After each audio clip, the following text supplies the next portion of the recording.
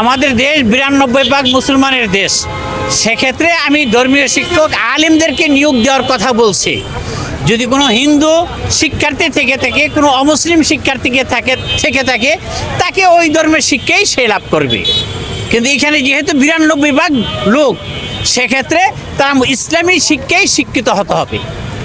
আপনারা জানেন সারা বিশ্বের মধ্যে বাংলাদেশের কওমি ছাত্ররা, হাফেজ ছাত্ররা বিভিন্ন দেশে গিয়ে আন্তর্জাতিক পুরস্কার পাচ্ছে, যা বিশ্বের মধ্যে বিরল।